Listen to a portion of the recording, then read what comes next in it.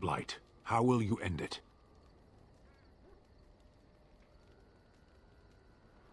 Is that all? It is surrounded by an ocean of darkspawn. How will you reach it? If you reach it, how will you slay it? You say you are a Grey Warden. I have heard stories of this order.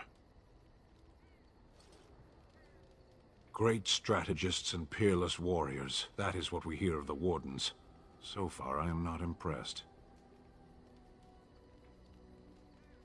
Will you make that excuse to the Archdemon, or the victims it claims in the meantime?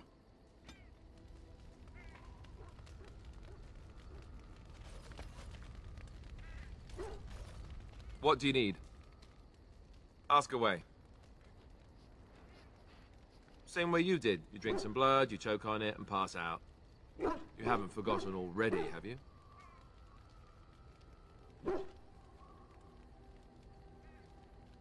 Let's see, I was in the Chantry before. I trained for many years to become a Templar, in fact.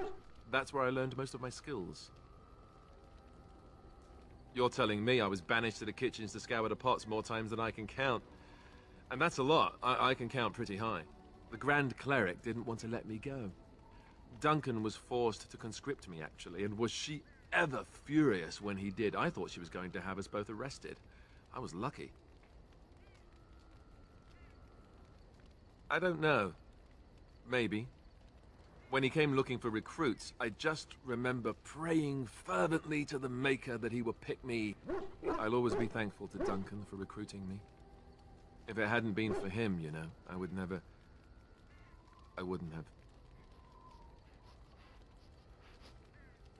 He was a good man who didn't deserve his fate. That much I'm sure of. Come on, let's go. I think I'm done talking. What do you need? Ask away. Oh, did I say that? I meant that dogs raised me. Giant slobbering dogs from the Anderfells. A whole pack of them, in fact.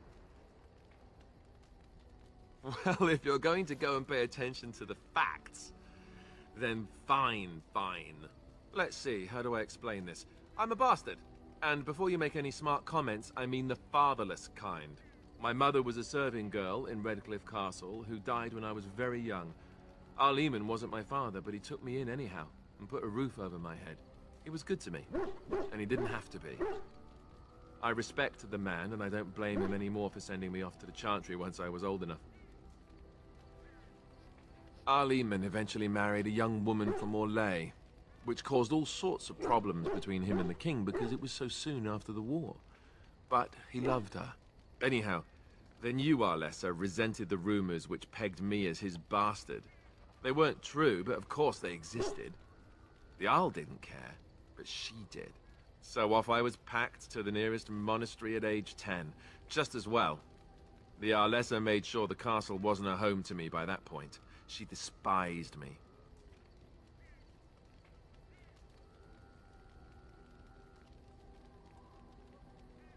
I suppose you're right. I wasn't raised as the Arl's son, though, if you're picturing that. I slept in hay, out in the stables, not on silk sheets. I remember I had an amulet with Andraste's holy symbol on it. The only thing I had of my mother's. I was so furious at being sent away, I tore it off and threw it at the wall and it shattered. Stupid thing to do. The Arl came by the monastery a few times to see how I was, but I was stubborn. I hated it there, and blamed him for everything. And eventually, he just stopped coming.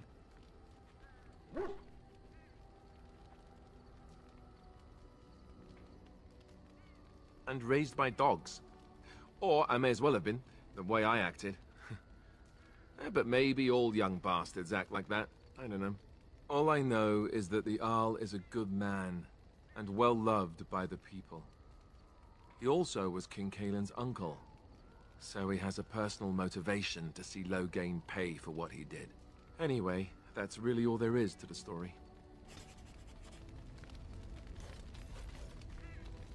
What do you need? What do you need? Ask away. Have you seen the uniform? It's not only stylish, but well made. I'm a sucker for good tailoring. That's just in public. In private, we have these yellow and purple tunics, right? Much more comfortable, and you don't break the beds when you jump on them during a pillow fight.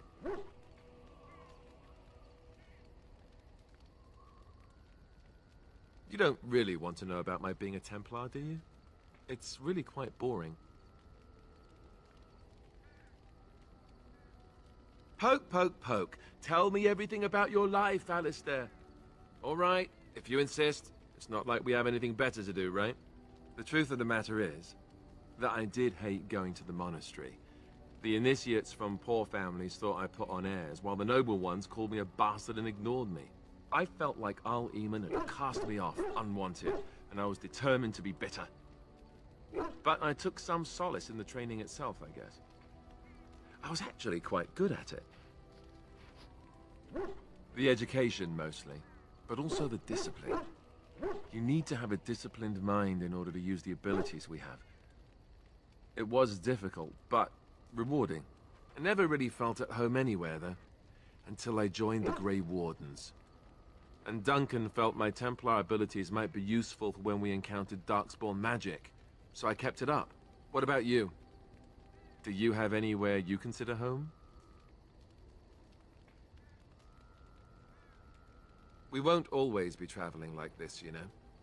Once the war is over, once the Blight is... well, a time will come when we'll have to think about having a real home again.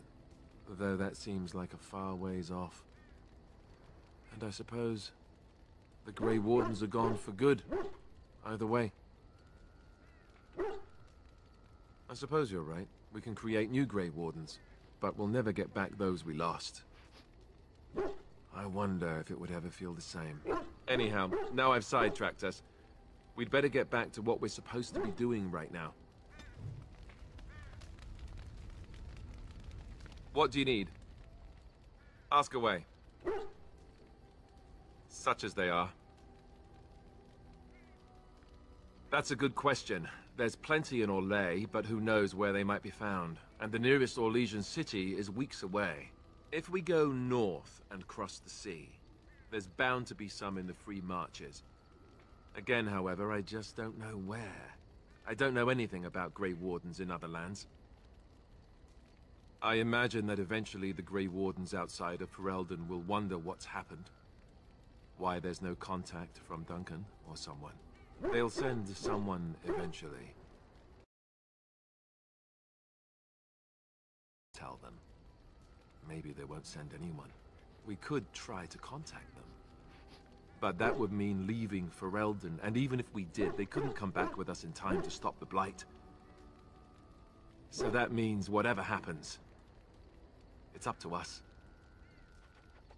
Here in Ferelden, there's our compound in Denerim at the palace, but that's it. Loghain will have control over that and be watching it, no doubt. Beyond that, the only place I know of is Weishaupt Fortress. That's the headquarters of all Grey Wardens in the Anderfells, 1,000 miles from here. But I've no idea how to even contact them. So unless we try to get back to the compound in Denerim, I suppose the answer is no. There's nowhere for us to go. I mean, eventually we would have to use the joining to make more Grey Wardens, right? But I don't know how to do the joining, or what's involved. I know it involves lyrium and some other magic, and that it's really difficult to prepare, but that's it. Unless we can find out more about the joining, I guess we better get used to the idea that there might only be 2 of us for now. Until more come from elsewhere. Just left? You mean just left Ferelden? I don't know. If there's an archdemon, however, we're supposed to be the only ones who can defeat it. And that means the Blight would grow unchecked. Eventually, other Grey Wardens in Orlais and other lands would hear about it, and they would come to fight it, but they wouldn't come in time to save Ferelden. There's no way. I'm not going anywhere. About the Grey Wardens, anyhow. Fair enough. What do you need? Ask away. Essentially, they're trained to fight. The Chantry would tell you that the Templars exist simply to defend. But don't let them fool you. They're an army. The other main purpose for a Templar is, of course, to hunt mages. To that end, we train in talents that drain mana and disrupt spells. Perhaps, but there usually isn't much of an opportunity. The Chantry keeps a close rein on its Templars. We are given lyrium to help develop our magical talents, you see. Which means we become addicted. And since the Chantry controls the lyrium trade with the dwarves, well, I'm sure you can put two and two together. Well, they do it, and they feel perfectly justified. You don't need lyrium in order to learn the Templar talents. Lyrium just makes Templars' talents more effective, or so I was told. Maybe it doesn't even do that. The Chantry usually doesn't let their Templars get away either, so they can spread their secrets. I'm a bit of an exception. Lucky me. Something on your mind? Something on your mind? Of course. Never what? Had a good pair of shoes? Oh, so that's what we're talking about. Well, if you really want to know, you tell me first. And apparently you have no shame as well. Well, all right, I'll play along. I, myself, never had the pleasure. Not that I haven't thought about it, of course. But, you know.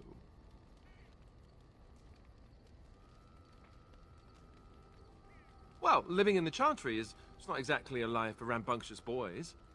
They raised me to be a gentleman. That's not so bad, is it? I've no urge to rush into anything. We may not even survive what is to come, after all. Enough. I don't want to talk about this anymore. Let's go. Something on your mind? Of course. You mean other than becoming a Grey Warden?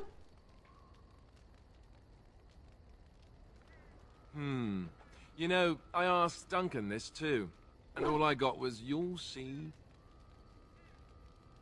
Oh, it's not that Duncan wants to keep it a secret, it's just that the Grey Wardens don't discuss it much.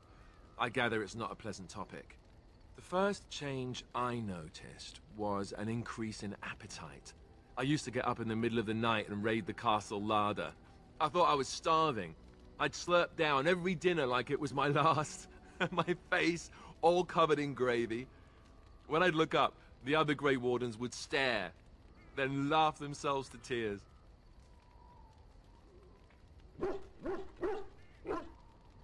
Really? I saw you eating dinner the other day. Savage. I guess it affects people differently. Regardless of the cause, you're still a savage. Oh, and then there were the nightmares. Duncan said it was part of how we sense the Darkspawn. We tap into their, well, I don't know what you call it, their group mind. And when we sleep, it's even worse. You learn to block it out after a while, but at first it's hard. It's supposed to be worse for those who join during a blight. How is it for you? Some people never have much trouble, but that's rare. Others have trouble sleeping their entire life. They're just more sensitive, I suppose. Everyone ends up the same, though. Once you reach a certain age, the real nightmares come. That's how a Grey Warden knows his time has come. Oh, that's right. We never had time to tell you that part, did we? Well, in addition to all the other wonderful things about being a Grey Warden, you don't need to worry about dying from old age. You've got 30 years to live, give or take. The Taint, it's a death sentence. Ultimately, your body won't be able to take it. When the time comes, most Grey Wardens go to Orzammar and die in battle rather than waiting. It's tradition. You'll always find Darkspawn down where the dwarves are. The oldest Grey Wardens head to the deep roads for one last glorious battle. Not that there's a shortage of Darkspawn during a blight, but that's the tradition. The dwarves respect us for it. And you wondered why we kept the joining a secret from the new recruits. Well, there you have it. You know, Duncan, he started having nightmares again. He told me that in private. He said it wouldn't be long before he'd go to Orzammar himself. I guess he got what he wanted. I just wish it had been something worthy of him. I know. Ending the Blight should make this all worthwhile, right? Something on your mind? Of course. I didn't know them for very long, but I guess it was longer than you. You never met them all, did you? They were quite a group. Actually, they felt like an extended family, since we were all cut off from our former lives. We also laughed more than you'd think. There was this one time... Well, you probably don't want to hear stories about men you didn't know. There was one Grey Warden who came all the way from the Anderfells. What was his name? Gregor. He was a burly man with the biggest, fuzziest beard you've ever seen. And the man could drink. He drank all the time, but he never got drunk. Finally, we all made a pool to see just how many pints it would take to put him under the table. Sometimes, we were kin of a sort. All of us had gone through the joining, so we knew... Well, anyhow, it doesn't have to be deadly serious all the time. Anyhow, we never did find out. He said he'd drink a pint for every half pint that the rest of us drank. He was still going by the time the rest of us were passed out. I'm told that Duncan walked in later on and saw us all passed out from one end of the hall to the other, and Gregor still drinking. Duncan laughed until he nearly...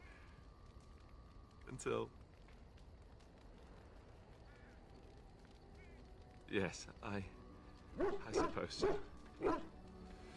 I thought I was done with this, but it just struck me that I have nothing to remember Duncan by. Nothing at all. There's no body, not even a token of his that I could take with me. That must sound really stupid to you. I just would have liked something of his to take with me, that's all. Well, there's no use in moaning about it, is there? He's gone. Let's just go. I'm wondering something. I'd like to know your thoughts about some of our traveling companions. Do you mind if I ask? What about Sten? The way he looks at me with those eyes. Creepy. And he's so quiet for someone so big.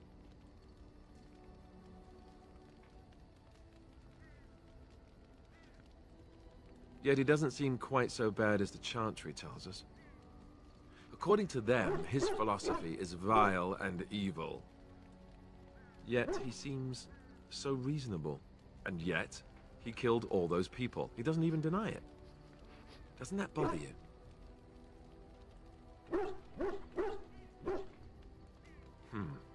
I'm not so sure that his regret means the same as it would for us. The Qunari sense of honor is a bit hard to grasp. For me, anyway. What about Liliana? Is she crazy? Or do you really believe in her vision? That's one way to put it. I don't know what to make of her. If you look at her when she doesn't see you, she just looks so sad. I almost feel guilty taking her away from her life. Yes, I know. Still, I feel badly for her. Morrigan, do you trust her? Think about it. Maybe Flemeth sent her with us for some other reason than she said.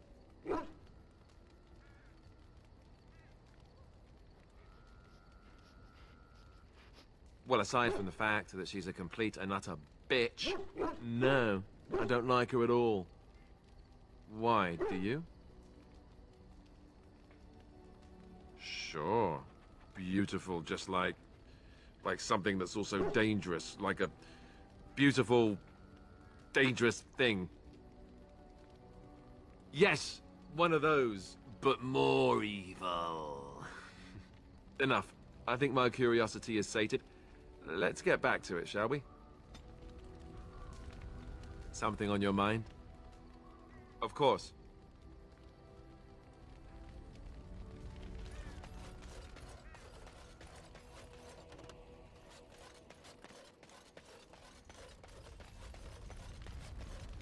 What do you wish of me?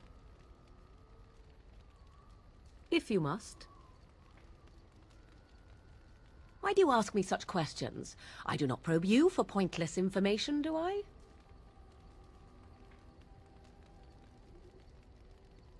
Beg pardon then, while I jump for joy. What is it you asked if I grew up in the wilds? A curious question. Where else would you picture me? For many years it was simply Flemeth and I. The wilds and its creatures were more real to me than Flemeth's tales of the world of man. In time, I grew curious. I left the wilds to explore what lay beyond, never for long. Brief forays into a civilized wilderness. For the most part, Flemeth taught me well. For all that I had been taught, however, the truth of the civilized lands proved to be overwhelming. I was unfamiliar with so much. So confident and bold was I, yet there was much that Flemeth could never have prepared me for. Equal parts daring and foolhardy, perhaps. Only once was I accused of being a witch of the wilds, and that by a chastened who happened to be traveling with a merchant caravan. He pointed and gasped, and began shouting in his strange language, and most assumed he was casting some curse upon me. I acted the terrified girl, and naturally, he was arrested. Men are always willing to believe two things about a woman. One, that she is weak, and two, that she finds him attractive. I played the weakling and battered my eyelashes at the captain of the guard. Child's play. The point being that I was able to move through human lands fairly easily. Whatever humans think a witch of the wild looks like, 'tis not I. Not that I did not have trouble. There are things about human society which have always puzzled me, such as the touching. Why all the touching for a simple greeting?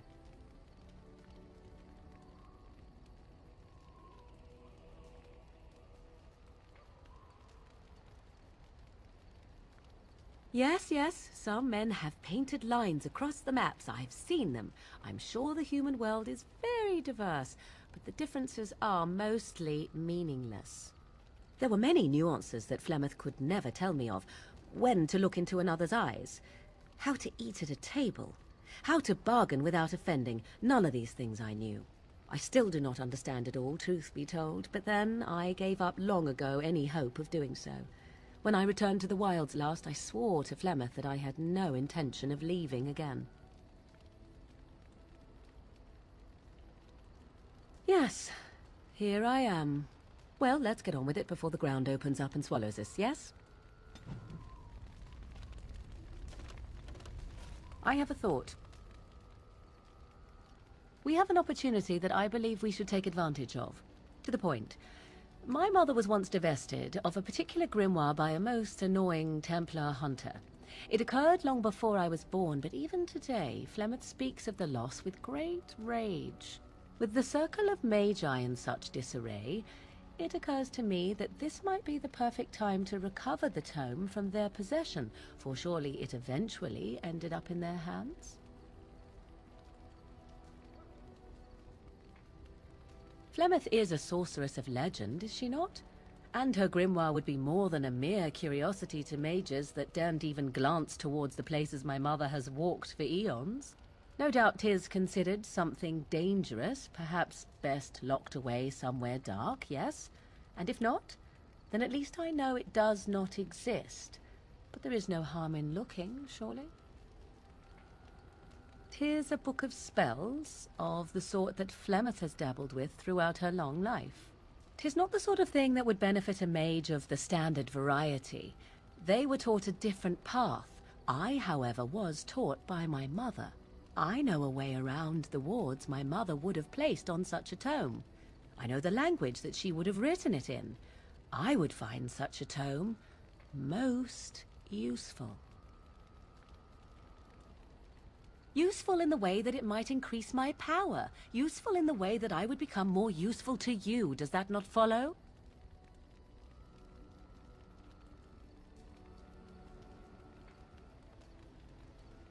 Good. I am most interested to see its contents, should it be located. The grimoire is leather-bound and adorned with the symbol of a leafless tree, should you come across it. If not, however, then I shall simply put it out of my mind. Yes? At times, perhaps. A world full of people and buildings and things was all very foreign to me. If I wished companionship, I ran with the wolves and flew with the birds. If I spoke, 'twas to the trees.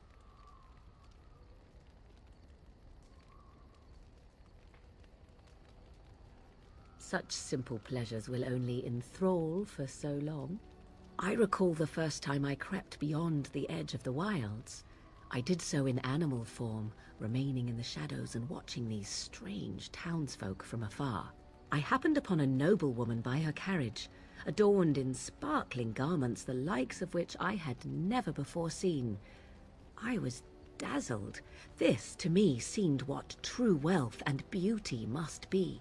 I snuck up behind her and stole a hand mirror from the carriage. 'Twas encrusted in gold and crystalline gemstones, and I hugged it to my chest with delight as I sped back to the wilds. Flemeth was furious with me. I was a child and had not yet come into my full power, and I had risked discovery for the sake of a pretty bauble. To teach me a lesson, Flemeth took the mirror and smashed it upon the ground. I was heartbroken. Beauty and love are fleeting and have no meaning. Survival has meaning. Power has meaning. Without those lessons, I would not be here today, as difficult as they might have been.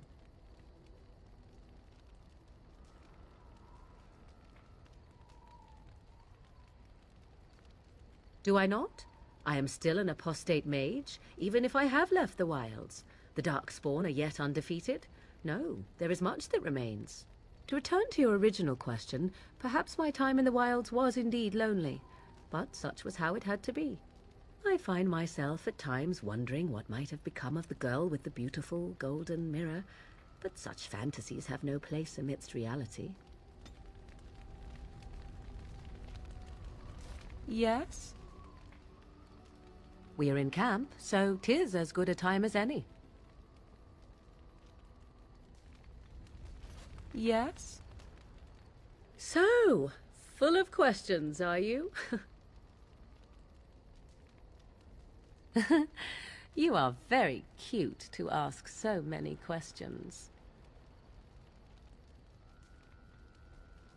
Really? Perhaps we should be wrapped in ribbons and adorned with flowers. So cute are we, too. My mother has been hunted from time to time, yes, by Templar fools like Alistair, which should tell you how successful they generally were. Flemeth made a bit of a game of it, in fact. The Templars would come again, and she would look at me and smile and say that the fun was to begin once more.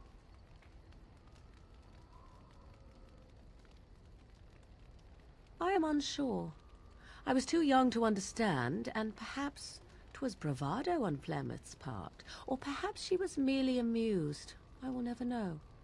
Flemeth would warn them, once. 'Twas a warning they inevitably failed to heed. And then the true game began. Often Flemeth would use me as bait.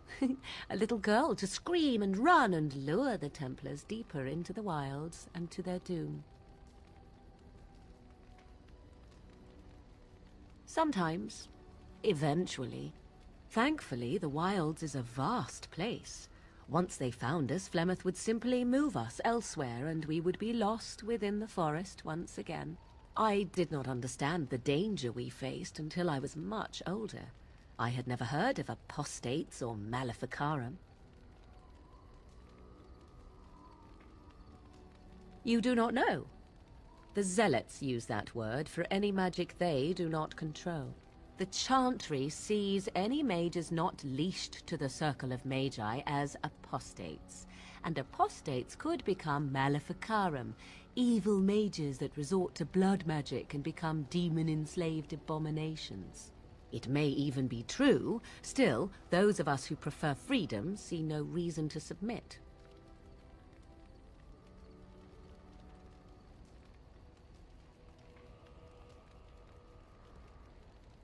Oh, I hope you are not simply being agreeable. It would be a refreshing change. Enough of this talk. Let us return to the task at hand. Yes? So, full of questions, are you? Well, that depends, does it not? What does she seem to be? You mean, is she truly the Flemeth of legend and story? Tell me, how much do you know of the tale? The one that the Chastened still tell of my mother, to frighten them into obedience. I can relay what Flemeth once told me herself, and you can decide whether or not 'tis the truth, if you desire. As the tale is sung by the bards, there was a time when Flemeth was young and beautiful, a fair lass in a land of barbarian men, the desire of any who saw her.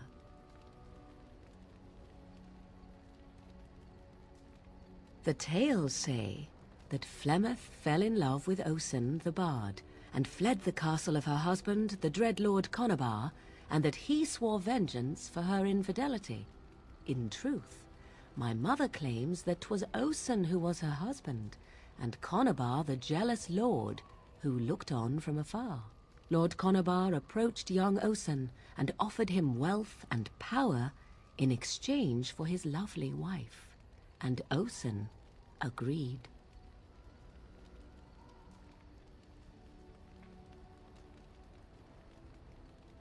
The life of a bard is a poor one, and love fades in the wake of hunger. 'Twas Flemeth who suggested the arrangement. All would have been well had Lord Conobar kept his end of the bargain. But he was a foul man who bargained with coin he did not possess. Osen was led off to a field and slain, left for dead. Flemeth spoke to the spirits and learned of the deed, and swore revenge. Spirits first, and 'twas they who slew Conobar. Flemeth did not turn to the demon until much later. Lord Conobar's allies chased Flemeth, you see, chased her to the wilds, and there she hid. There she found the demon, and he made her strong. The legends all speak of the great hero Cormac, he who defeated Flemeth and her great army when she invaded the lowlands centuries later. All lies. The truth of the matter is that there was never an invasion. As Flemeth tells it, the Chastened never raised an army under her banner, and she never fought with any warrior named Cormac. Cormac led a brutal civil war against his own people, and later claimed it was to vanquish evil that had taken root amongst the lords. Thus, he was hailed a hero. Flemeth was only attached to the legend much later. Perhaps 'twas due to the great war with the Chastened that eventually came, but Mother claims not to know how it began.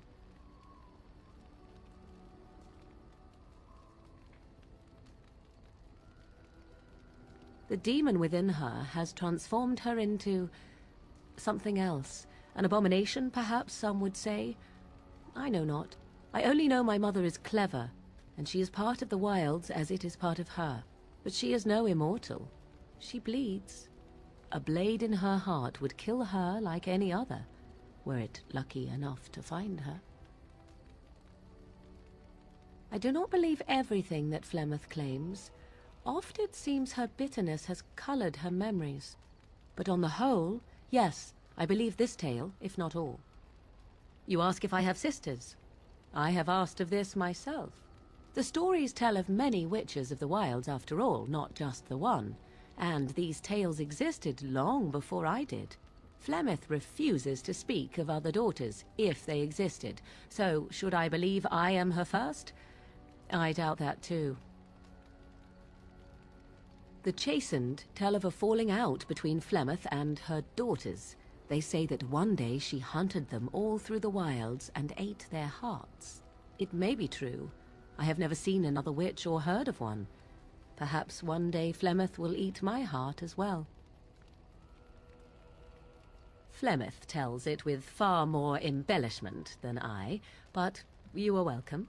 Dare I ask of your own mother? Few are abominations of legend, 'tis true, but I find myself curious nevertheless.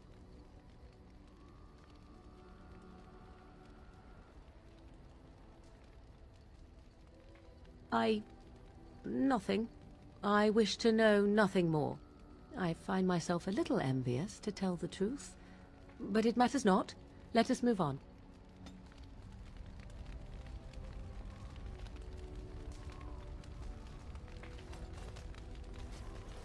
Yes? So, full of questions, are you? I assume you were actually asking whether Flemeth herself gave birth to me. Truly, I do not know. I once asked Flemeth that very question, and she merely laughed at me. 'Tis not inconceivable that she could capture a chastened man, or perhaps change to a more attractive form to attract him willingly. I find it more difficult to imagine her with child. As a matter of fact, I remember her being younger once. She had black hair, much like my own, long and lustrous. But how could that be if she is centuries old? Has she become wizened only recently? Or are the tales of her legend only that, and nothing more? I do know the tales of Flemeth having many daughters, even though I have never met another. And Flemeth has always treated me as her blood.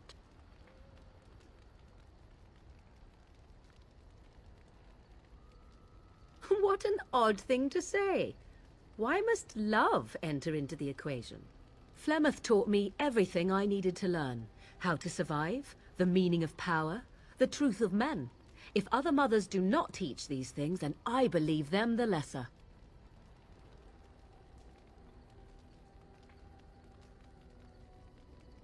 I shall take this as a compliment. Was it meant as such?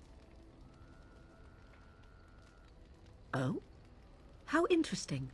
You agree that love is a weakness, then? Take yourself. You do not honestly desire such things from me, do you? 'Tis better to be free of such cloying and cluttering delusions as love. Then more the fool you, I think.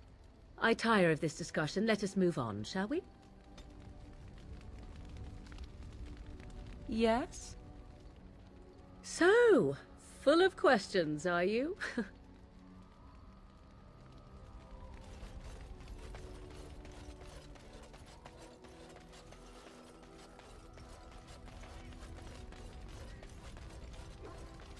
Oh, it's been a long day. Rest would be welcome. Yes, of course. I am just a little weary. As you may have noticed, I'm no spring chicken. Thank you. You're very kind to say so. But in all honesty, I do not know how many years I have left in me. I have lived for such a long time, but there is always something else to do. And I have to keep going in order to do it. I think I will be glad when I am done. Oh, I don't know. I really don't. Have you encountered many abominations, apart from the ones in the Circle Tower? The first time I saw an abomination, my blood turned to ice. It was months before the nightmares stopped. It was the knowledge that I could easily become one of them that frightened me the most.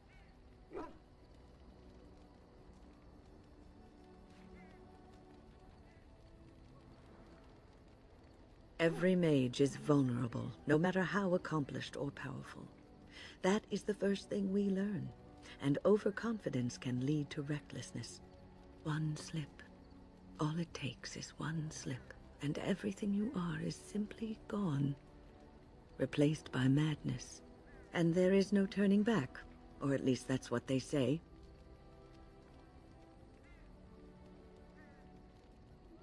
Of late, I have begun to wonder if there is any way an abomination can be cured, or if a mage could be so possessed and still retain their sanity, their humanity.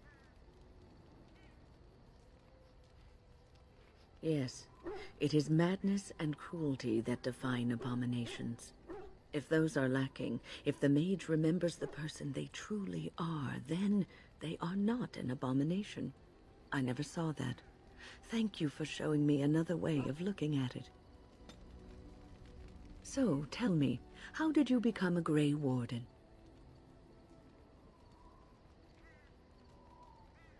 Ah, you are keeping this tale to yourself, I see. Fair enough. Forgive me for prying.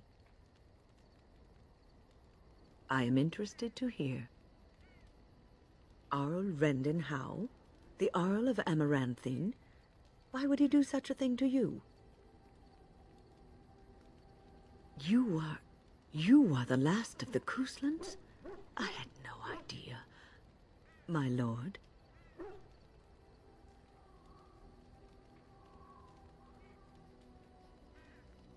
Yes, I suppose so.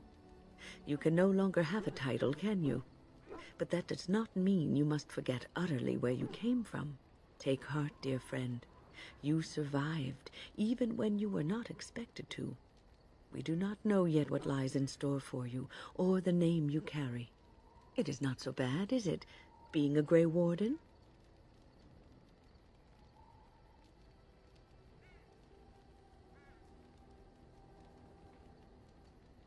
Sometimes it gives me comfort to think that everything will end up the way it's supposed to. That it will be all right. You were chosen. You survived the joining when others did not. Perhaps it was meant to be. I must ask, what does being a Grey Warden mean to you?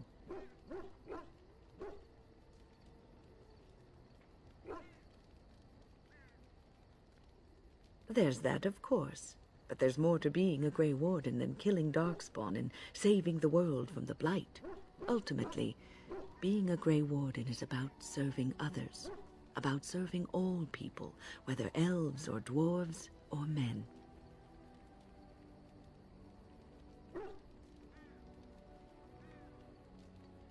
As a Grey Warden, you are a guardian of men, and you guard them because their continued existence is more important than you are.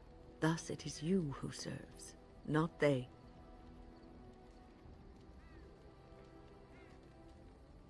Oh, but you are. Your king serves you, does he not? A good king, a true king who cares for his land, uses his power to rule firmly but fairly.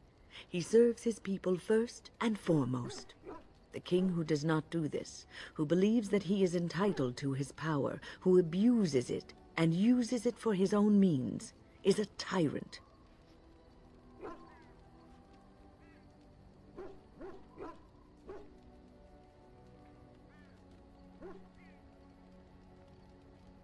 But we are not talking about how you came by the power, but what you do with it afterwards. If you live apart from others, and your actions affect only you, then you may do as you wish. But if you have power, influence, and strength, your every action will be as a drop of water in a clear, still pond. The drop causes ripples, and ripples spread. Think of how far they will go, how wide they will become, how will they affect the pond.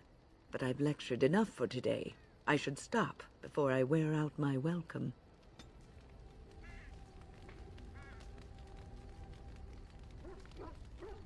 What's on your mind? Oh, yes, and thank you for asking. I'm feeling much better today.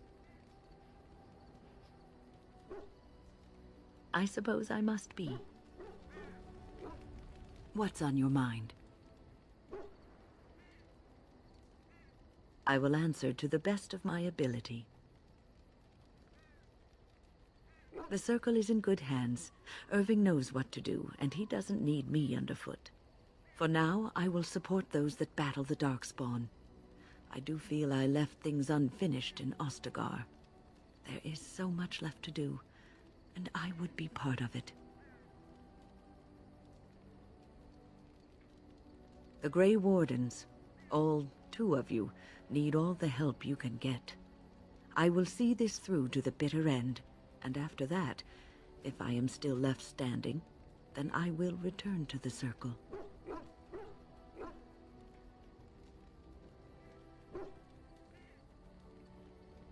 Perhaps. What's on your mind? I will answer to the best of my ability. People don't become mages. They are born mages. The talent just surfaces later. But you are asking how I ended up at the Circle. I was brought there by the Templars, just like many of the other apprentices. I don't remember very much. I was very young then. I didn't have a family. I never knew my real parents. My earliest memory was of hiding in a hayloft on a farm, trying to keep warm. I was found, and the farmer's wife was kind enough not to send me away. But they had children of their own, and I was never made to feel welcome. The eldest son was the worst. He was always calling me a stray, and throwing anything he could get his hands on at me. And I don't know how it happened, but one day, he just found his hair on fire. Fortunately, there was a large trough nearby. He ran screaming, dripping head and all, to his mother. I was shut up in the barn, with a bowl of water and a crust of hard bread. The Templars arrived several mornings later. I'll never forget the moment the Templars led me into the entrance hall of the tower.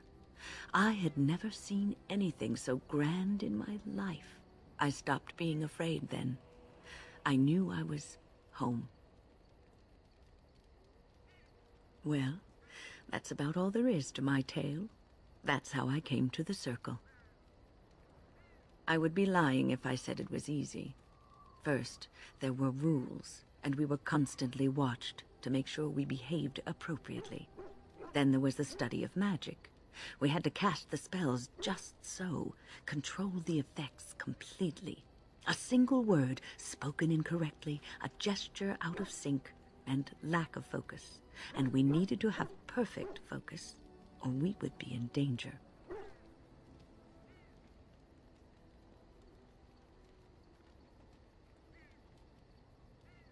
From Fade spirits. If we were careless, they would enter our minds, and we would become abominations. Without the Circle and my mentors, I would not have been where I am today. And there was joy in life at the Circle. The joys of fellowship, in knowing that you were not alone in your struggles. In spite of everything, I was happy in the tower, and I loved it.